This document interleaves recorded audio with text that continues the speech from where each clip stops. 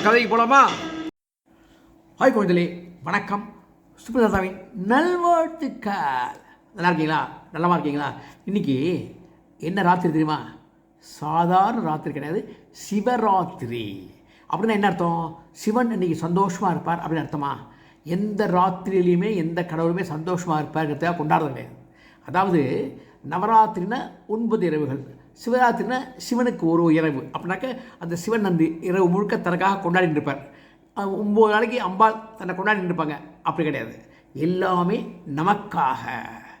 ஒவ்வொரு இரவும் சொல்கிறோம் இல்லையா? சிவராத்திரின்னு ராத்திரி சொல்கிறோம், நவராத்திரின்னு 9 நாட்கள் சொல்லலை. எல்லா தெய்வங்களும் அருள் புரிவது நமக்காக அந்த இரவில். சரி, இந்த சிவராத்திரிக்கு என்ன தாத்பரியம்? பொதுவாக நம்ம குழந்தைகளே, நம்ம சனாதன தர்மத்தில் மக்களுக்கு அந்தளவுக்கு பக்தி பூர்வமான விஷயம் தெரிஞ்சுக்கணுன்னு ஆர்வம் கிடையாது.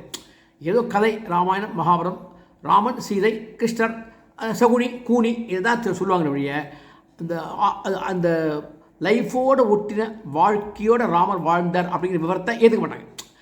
நம்ம தமிழ்நாட்டை பொறுத்து சொல்கிறேன், மற்ற இடத்துல நான் சொல்லலை, மற்ற இடம் வேறு மாதிரி இருக்கும். இப்போ இனி எதுக்கு சொல்கிறேன்னா, எனக்கும் 73 வயசாகுது, அடியேனுக்கும் சிவராத்திரி விவகாரம் தெரியாது. தப்பு தப்பு தப்பு ஒத்துக்கிறேன். ஏன்னா அப்படி தான் நான் வளர்ந்த விதம், நம்ம வளர்க்கப்பட்ட விதம். சுற்றுச்சூழல் ஒன்று இருக்கு இல்லையா? அந்த சுற்றுச்சூழல் என்ன பண்ணுறது? நம்மளை எதையும் தெரிந்து கொள்ள விடாமல் தடுத்துடுகிறது. அதுதான் அதுக்கு காரணம். சில பயங்களும் உண்டு வச்சுங்க. ஓகே, இப்போ சிவராத்திரிங்கிறோம். சிவராத்திரியில் என்ன விசேஷம் முதல்ல சொல்லட்டுமா? இன்றைக்கி 4 கால பூஜை நடக்கும். சிவனுக்கு நடக்கும் 4 கால பூஜை. எப்படின்னாக்க நல்லா கணக்கு பண்ணிங்க. 6லேருந்து 9 ஒன்றாச்சா? ரைட். 9லேருந்து 12, அப்புறம் 12லேருந்து 3 மணிக்கு, 3லேருந்து 6 மணிக்கு. சிவனுக்கு ரொம்ப பிரியமானது பண்ணக்கூடிய அபிஷேகம் பால் அபிஷேகம், தேன் அபிஷேகம், மற்றபடி எவ்வளோ அபிஷேகங்கள்லாம் இருக்குது, எல்லாம் நடக்கும். அவ்வளோ விசேஷமாக நடக்கும். ஏன்னா சிவனை துதிப்பதற்கோ சிவனை கொண்டாடுவதற்கு, அவருக்கு சந்தோஷப்படுத்துறதுக்கு இல்லை, அவரை வைத்து நாம் நமது மனதில் இருத்திக் கொள்வதற்காகவும் ஆனந்தப்படுவதற்காகவும் அதைத்தான் இறைவன் விரும்புகின்றான். ஒவ்வொரு அவதாரத்தின் நோக்கமே அதற்காகத்தான். இப்போ இன்றைக்கி சிவராத்திரி என்ன அப்படின்னு கேட்டிங்கன்னா குழந்தைகளே நல்லா சொல்லுங்கள். ஒரு சம்பிரதாயம் சொல்கிறாங்க, நிறையா புராணங்கள்லேயும் பலவிதங்கள்லாம் சொல்லப்பட்டிருக்கு. ஈவன் கருட புராணத்திலே இந்த சிவராத்திரி பற்றி மகிமை இருக்குதுன்னு சொல்கிறாங்க. எந்த புராணத்தில் என்ன கதைங்கிறது தெரியாது. நான் தெரிந்த கதையை சொல்கிறேன், கேட்டுங்க. சிவனுக்கும் பார்வதிக்கும் திருமணம் நிகழ்ந்த இரவு சிவராத்திரி. என்னன்னு கேட்குறீங்க இல்லையா? பஞ்சாங்கத்தில் சில பஞ்சாங்கம் பார்த்தீங்கன்னா, நம்ம ஊர்லாம் காலம்பரை பண்ணுவோம், எதுவுமே காலம்பரை சூரியனை வச்சு பண்ணுவோம். ஆனால் வட இந்தியாவில் பார்த்தீங்களா, அங்கெல்லாம் சந்திரனை வச்சு தான் ஜாதகமே பஞ்சாங்கமே கணிப்பாங்க. அப்போ இரவில் பண்ணிடலாம், தெரியாது. அதாவது பார்வதி தேவி கடுமையான தவம் செய்கிறார். எதுக்காக? சிவபெருமானை அடைய வேண்டும், தன் கணவனாக அடைய வேண்டும் என்று விரும்புகிறாள். கடுமையான தவம், மிக கடுமையான தவம். அப்போ தேவர்கள்லாம் சொல்கிறாங்க சிவன்கிட்ட, சிவனும் அதுக்கு ஒத்துக்கிறார். அப்போ தான் பார்வதியிலே கரம் பற்றுகிறார். அந்த இரவு தான் கொண்டாட்டமாக கொண்டாடப்படுகிறது 33 கோடி தேவர்களாலும். அதே போல் இறைவனும் பார்வதியும் சிவனும் எதுக்காக சேர்ந்தாங்கன்னா, சிவன் அப்படிங்கிற ஆத்மார்த்தமாக தூய்மையானவர், அவள் சக்தி மிக்கவள். 2 பேரும் சேர்ந்த பிரபஞ்சத்துக்கு மிக மிக முக்கியம். பிரபஞ்சம் எப்படி உருவாகுது, பிரபஞ்சத்தில் மக்கள்லாம் எப்படி உருவாகிறாங்க, அந்த காலங்கள்லாம் பார்த்தீங்கன்னாக்க முக்கியமானது இந்த திருமணம் வச்சுங்களேன். சரி, இது நடந்தது சிவராத்திரி அன்று இரவு முழுவதும் கொண்டாட்டங்கள். ஒவ்வொரு 33 கோடி தேவர்கள் சொன்ன இல்லையா, அவ்வளோ கொண்டாட்டங்கள். ஒவ்வொரு வீட்டு மக்களும் தங்களுக்கு கல்யாணம் என்று இல்லை, தங்கள் வீட்டில் ஒருவருக்கு கல்யாணம் தான் இப்படி சந்தோஷப்படுவாங்க. அந்த மாதிரி ஆனந்தப்பட்டு அன்றைய இரவை கழித்தார்கள். அன்றைய இரவு தான் சிவராத்திரி. இப்போ அந்த கல்யாண ஃபோட்டோவை பார்த்துடலாமா? கௌரி கல்யாணம் வைபோகமே. எதுக்கு பண்ணேன்னா, சிவனுடைய கல்யாணமாக இருந்தாலும் ஒரு திருஷ்டி இருக்கணும் இல்லையா, அதை கழிக்கிறதுக்காக நான் பண்ணிட்டேன். ஓகேயா? பார்வதிக்கு சிவனுக்கு நடந்த கல்யாணத்தை பார்த்தீங்களா, என்ன அமக்கலமாக இருக்குது பாருங்கள்.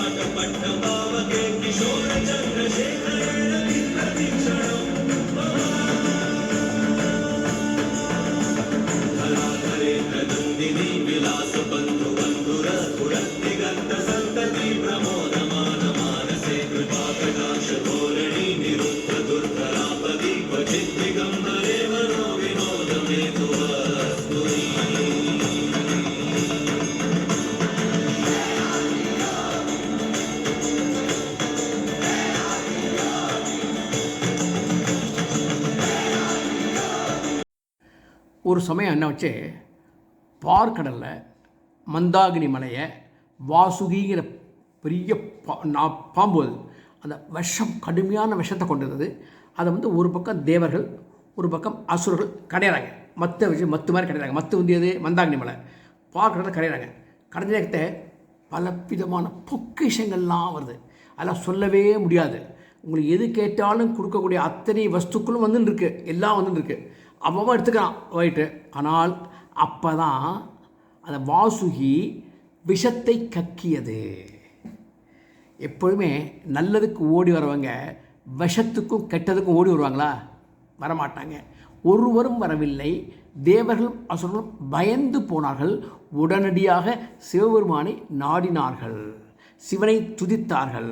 அப்போ சிவன் என்ன பண்ணார்? அதை அப்படியே ஆழகால விஷத்தை வாங்கி தான் குடிக்க, அந்த உடனே பார்வதி தேவி ஓடி வந்து கழுத்தை பிடிக்க, அந்த விஷம் உடல் முழுவதும் பரவாமல் தடுக்க, அதன் காரணமாக இந்த தொண்டை இருக்கு இல்லையா, அது நீளமாக மாற அவர் திருநீலகண்டர் என்ற பெயரையும் பெற்று எடுத்து, பிறகு அன்று இரவு முழுவதும் பக்தி சத்தையாலும் பிரபஞ்சத்தினுடைய சமநிலையினாலும் இறைவனே காக்கப்பட்டு அன்றைய இரவு முழுக்க மக்களும் மூச்சுருந்தாங்க, தேவகோடிகளும் மூச்சுருந்தாங்க, பார்வதியும் மூச்சுருந்தா, சிவனுக்கும் மூச்சுட்டு இருந்தார். அந்த இரவு இருக்கு இல்லையா, அந்த இரவை கொண்டாடுகின்றது நாட்கள் தான், போற்றுகின்ற நாட்கள் தான், துதிக்கப்படுகிற நாட்கள் தான். அந்த சிவன் இல்லைனால் அன்றைக்கி உலகமே பிரபஞ்சமே அழிஞ்சு போயிருக்கும். உலகத்தை காப்பாற்றுறது இல்லையா, இறைவன் சிவனுடைய எந்த அளவுக்கு மக்களை காக்கின்ற திறன், அதாவது அன்பு இருக்கிறது என்பதை காட்டுகின்றது தான் இந்த கதைன்னு வச்சுக்கோங்க. கதையில் நடந்த சம்பவம் தான் அது சம்பவம். அப்படின்னாக்க அன்றைய இரவு முழுக்க மக்கள் என்ன பாடுபட்டுருவாங்க, பார்வதி என்ன பாடுபட்டிருப்போம். பிரபஞ்சத்துடைய சமநிலை, பக்தி மார்க்கம் எல்லாம் சேர்ந்தது, இறைவன் காப்பாற்றப்பட்டால் அன்று இரவு முழுவதும். அப்படி இருந்த காரணத்தால் என்ன கொண்டாட்டமாக கடைசியில் இருந்து மக்கள்னு பார்த்துக்கினீங்க. அதுவே மகா சிவராத்திரி. ஓகே, மக்கள் இறைவனுடைய அன்பினாலும் அரவணைப்பினாலும் தூய இருதயத்தினாலும் மக்கள் இறைவனால் சிவனால் காக்கப்பட்டார்கள். அந்த நாள் தான் மகா சிவராத்திரி. ஓகே, இப்போ அடுத்தது பாருங்கள். இது பொதுவாக சொல்லுவாங்க, எந்த புராணத்தில் இருக்குன்னு தெரியலது. ஒரு வேடம், ஒரு ஏழ்மைப்பட்ட வேடன் காட்டுக்கு போகிறான். ஏதாவது வேட்டையாடினா வீட்டுக்கு கொடுக்கலாம், தனக்கும் சாப்பாடு கிடைக்குமேங்கிற எண்ணத்தில் வரான். அவனுக்கு ஒன்றும் கிடைக்கல, ரொம்ப பசி, இருட்டி போயிடுது. இருட்டி போனதுக்கப்புறம் திருப்பி அவன் வீட்டுக்கு போகிறதுக்கு அந்த காலத்தில் கஷ்டம். இப்போ இந்த காலத்துலேயே சில இடங்கள் லைட்லாம் போகிறது பயமாக இருக்கு இல்லையா, டக்குன்னு செயினை பிடிச்சிட்டுறான், நாங்கள் மொபைலை பிடிக்கின்றோம். அப்படிங்கிறத அந்த காலம் பார்த்து யோசிச்சு பாருங்கள். எவ்வளோ பாம்புகள் இருக்கும், எவ்வளோ சிங்கம் புலிகள் இருக்கும், எவ்வளோ சிறுத்தைகள் இருக்கும், காட்டு பிள்ளைகள்லாம் ராத்திரி கண்டு பயங்கரமாக தெரியும். வேலை பார்த்துங்க. அப்படிங்கிறத அவன் நிலைமை என்ன ஆகும்? பயந்து கொண்டு ஒரு மரத்தில் ஏறி அமர்ந்தான், ஒரு கிளையில் அமர்ந்தான். சரி, கிளையில் அமர்ந்தால் அவன் புத்திசாலி. அவன் என்ன பண்ணான்? புத்திசாலியில் படித்தவன் கிடையாது, ஆனால் தன் உயிரை காப்பாற்றிக்கணும் இல்லையா. தான் தூங்கிட்டா கீழே விழுந்துருவோம், யாரை தூக்கி ஏதாவது மிருகங்களை தூக்கிட்டு போயிடும். அப்போ என்ன பண்ணணும்? விழித்து கொள்ள வேண்டும், எப்பொழுதும் உறங்கவே கூடாது. அப்படிங்கிற எண்ணத்தால் அந்த மரக்கையில் உட்காந்துட்டு ஒரு அந்த செடியெல்லாம் இருக்கும் இல்லையா, அந்த கிளைகளில் அந்த மரத்துக்கு இது இலையெல்லாம் இருக்கும் இல்லையா, அந்த இலைகளை ஒவ்வொன்றாக எடுத்து கீழே போட்டுக்கொண்டே வந்தான். ஏன்னா தூங்காமல் இருந்தா ஓட்டு போட போட போட அப்போ தான் அவனுக்கு தூக்கம் வராதுங்கிறதாக போட்டான். கடைசியில் பொழுது விடிந்தது. அப்போ தான் ஒரு அபூர்வமான நிகழ்ச்சி நடந்தது. அப்போ கீழே இறங்கினான். மகனே, உன் பக்தியை மெச்சினோம், நீ செய்த அர்ச்சனை இருக்கே அதை சொல்ல முடியாதரா, உன் அன்பு இருக்கே அளவிட முடியாதரா, இதுக்கு ஆடம்பரம் தேவையில்லடா, பெரிய பெரிய விழாக்கள்லாம் கொண்டாடிதான் என்னை கொண்டாடணும் அவசியம் கிடையாதா, நீ பண்ணிய அதுவே மிகப்பெரிய காரியம், உனக்கு இன்று முக்தி. என்ன சொல்றீங்க சார், திடீர்னு கேட்குறீங்களா, தாத்தான்னு கேட்குறீங்க இல்லையா. அவன் உட்கார்ந்த மரம் என்ன மரம்? வில்வ மரம். வில்வத்துக்கும் சிவனுக்கும் ரொம்ப பிடிக்கும் இல்லையா. அவர் ஒவ்வொரு இலையாக போட்டது வில்வ இலை. அப்போ அந்த மரத்துக்கு கீழே இருந்தது சிவலிங்கம். அது அறியாமல் இருக்குது பாருங்க. அந்த சிவலிங்கம் இருக்குது தெரியாது இவனுக்கு. மரம் வில்வ மரம்னு தெரியாது. ஏட்டான், கையில் உட்காந்துட்டான். தூங்காமல் இருக்கணுங்கிறதுக்காக இலையை போட்டான். சுயநலமாக தான் அவன் போட்டான், தூங்கக்கூடாதுன்னு. ஆனாலும் விழுந்த இடம் எங்கே? சிவபெருமான். அப்போ அந்த சிவனுக்கு தன்னை ஒருத்த சந்தோஷப்படுத்துகிறான்னா அவனை சந்தோஷப்படுத்த வேண்டாமா? அப்படின்ட்டு அவன் ரொம்ப ரொம்ப ரொம்ப மகிழ்ந்து அவனுக்கு முக்தி கொடுத்த தினமும் இன்றைய சிவராத்திரி என்று சொல்லப்படுகிறது. புரிஞ்சா உங்களுக்கு? அதுக்கப்புறம் அடுத்த கொஞ்சம் இதை கேளுங்க, மியூசிக் கேளுங்க சொல்கிறேன். முக்தி கொடுத்தார் அப்படிங்கிறத விட அன்று இரவு முழுக்க அவன் வீழ்ச்சின்னு இருந்தான் இல்லையா, அந்த நாள் தான் மகா சிவராத்திரி. Okay, right.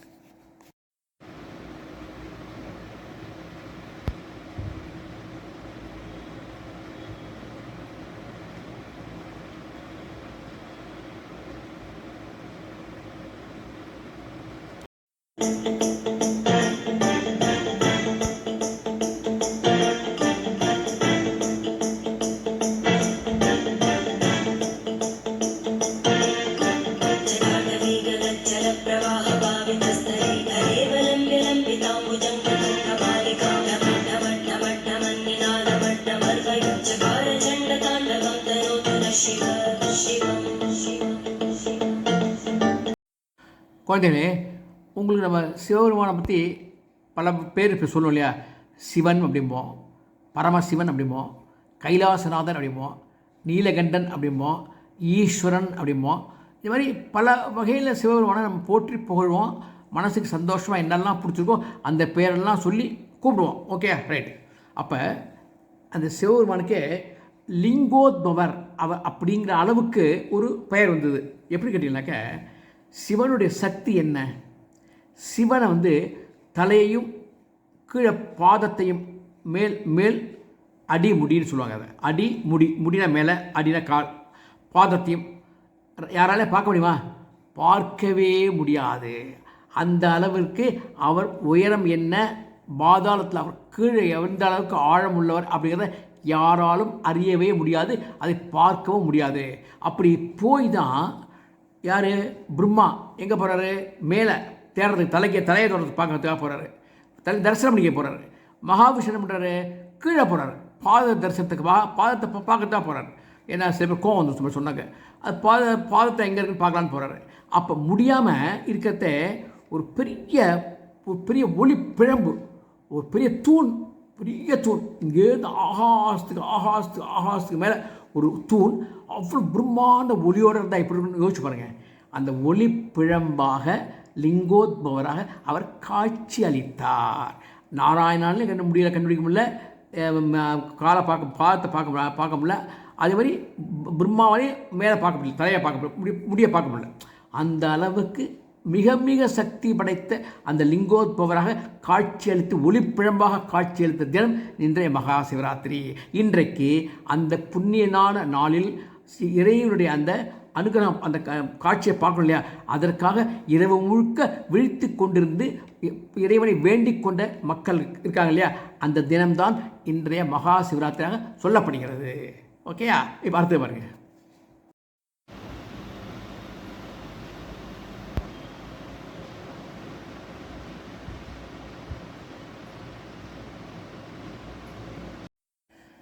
நமக்கு தமிழ்நாட்டிலே நம்ம இருக்கோம், சந்தோஷமான நிலைமை.